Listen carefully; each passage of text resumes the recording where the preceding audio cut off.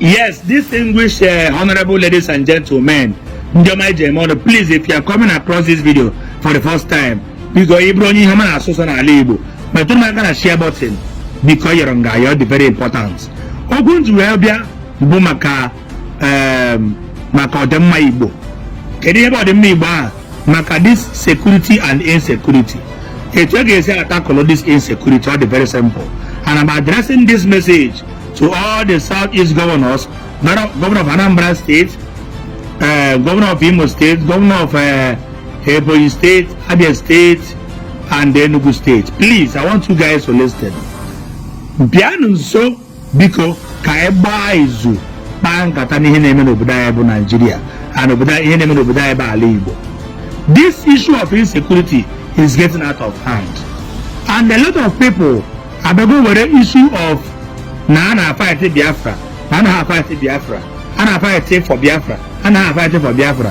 However, ndo hi achoro achu n'oge nke otokoto. However, ndo hi achoro achu n'oge mgbegbo mgba emere mgbe nke mbadiruju nya mgbe bakasi chụrụ ndị mmadụ ọsọ ha ncha batazie ha ncha in the name of gịnị no Biafra. No. Ndị na-efekọta abụọ miscreants everywhere. Now, get the solution to it. Why not try another format by assembling ourselves together? Abuja, Jaganejayo, President Ahmed Tinubu. I believe no one listening here. He will listen to us. Because okay, when I'm out 4 years, okay, Jesus. And for the fact no when I'm out 4 years, he will listen to Ndi Igbo. For you have Ndi Igbo guy here.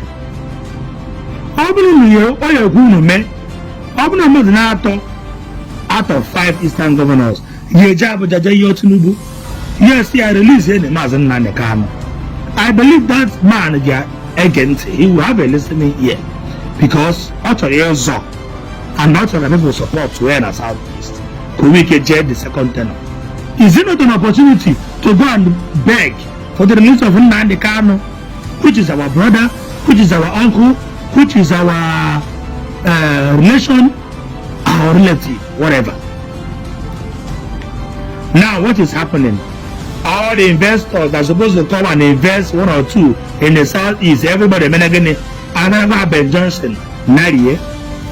All the people in the Mary Estate, Mandabara Gona Nando, everybody about Fuona, Mandagora and Abuleri, everybody about Fuona, Mandagora and Oka, Mandagora, Mandagora and nowhere, everybody Anadigo, Mandagora and Nugu, everybody Anadigo, because over the Chaka Megan, Kebure, about our.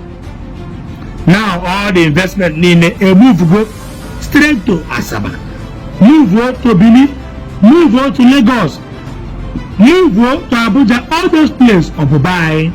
Or when they put the operation, go and develop your land. Many people say, go, San Diego, Lion Business Park, very mighty acres of land, Obuna, Nanya, Luana, to develop for that place. Oh, ever the biggest market in the whole of Africa. Mabuna Raro, but I can't do one ever also because he just go back a brew. In the name of Guzi, Tom Mariakata, Abra Guzin the one now fighting for the Biafra. Niakata, Bundo, Joe, Mandoi, everyone is opportunity again. Babata Igbo. Hantabura may sit at home. To me, sit at home can never solve the issue of insecurity. It can never solve the issue of Nenaka. It will also bring harm, more harm to us. This is 3 years. If a money made repeatedly 1 year, repeatedly 2 years, repeatedly 3 years, no result. Or remember, never sit at home, you sit at home. Change Yaka.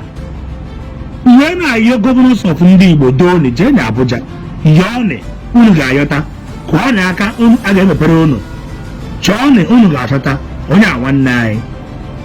Oh, yet Abu Bido also made the same similar thing about Yoruba, Sunday Igbo. What happened? So were Jericho, what happened? Or the free garden in America. Many people knew about freedom or one thing or the other. Mande Guru Operation Igbo must go to Lagos. They are still existing. Why our own? Only Nnamdi Kanu merumu check 1 year. Kai jikọrọ ta aka ọnụ because o nwere ndị Igbo na-ekwu asịrị na ọ bụ na egbuo dike na ọgụ ụlọ onye na ọgụ ama achọwa dike gbuo dike mbọsị ife dike ya pụta achọwa dike emegide ife atụmụrụ ma Chukwu ekwere ife ọzọ achọọ Mazi Nnamdi Kanu achọọ tụmụrụ ma ọ bụ na afọ he mgbe aka unu ya ama na ihe nwoke na ihe nna mmadụ na wee fụ na nwa ya nwoke rigoro elu ọjị na ọmafue mgbe ahụ ya afụ na ụmụ mpịa mmụọ na ụmụ obere obodo ebe na-ama ndị Igbo aka bikos na ọnụ kere ekwuru anyị ka dịgodi ndụ ọ wee dị etu a ọnụ na-ekwuru ndị Igbo ka dị ndụ ọ wee dị etu a otu ife ọ bụ na ọnụ na-ekwuru ndị Igbo na-achọ ya n'afọ he kee ka ọ ya adị asadịdakọbọ kwuru ihe niile kwuru okwu buru egbe currently ka buru egbe na-akpagharị. He is not army. He is not a police officer. He is not a naval officer. He is not even in a force. Mana o bu egbe nwee boys na-akpagharị gọọmenti hapụ maka gịnị na o nwere ndị na-ekwuru ya ọnụ na Abuja, o nwere ndị na-asọpọtụ ya na Abuja. Ọ bụ na nwanne gị mee nke ọjọọ n'iro sọpọtụ ya n'iro ịbata n'ọrụ ịkpara ebe n'ụlọ sekpube ya na kọshọn nwee ọ ife ndị Nnewi na-eme. Ndị Nnewi ji wee bụrụ ọka aka onye Nnewi mee ncha n'iro ọ pụta igwe orizu amụghị ikpe n'ụlọ asọpọtụ ya outside igwe amụghị ikpe n'ụlọ maka na egbuo dike na ọgụ ụlọ eruo na ọgụ ama achọba dike.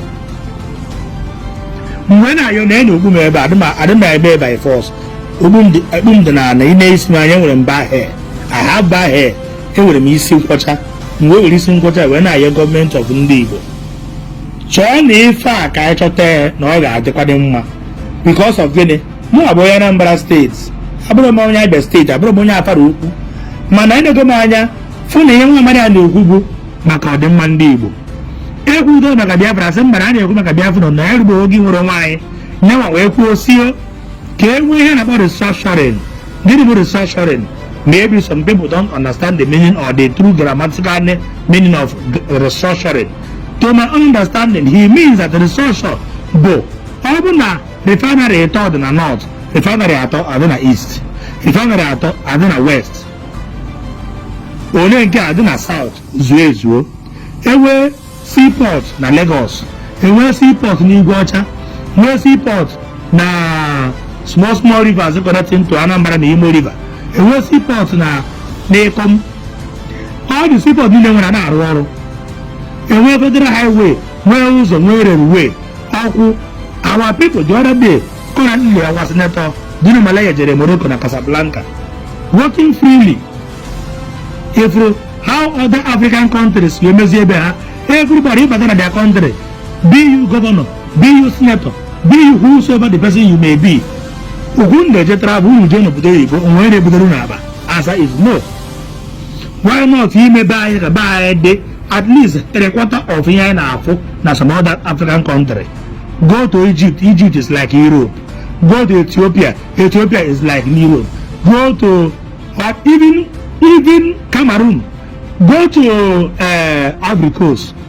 They hosted Nation Cup, uninterrupted power supply, 24 hours, good road, network, everything is working. Do you know that now buying Aburo self-independent is still under Nigeria? Buying Aburo self-independent under still in Nigeria. It would take allocation, aka ọrụ. Emezi buying ama Lagos and the man Nabaje, why would I say about Lagos? The other time, Your Excellency, Governor of Anambra State, because of this insecurity, Abuja came over Abuja, Messerem and Abuja, because nobody had Roma. The senator representing Anambra Central, in the person of Ishi Sadik to me, they came why not Nobo Anambra State, Aguluzi Igbo.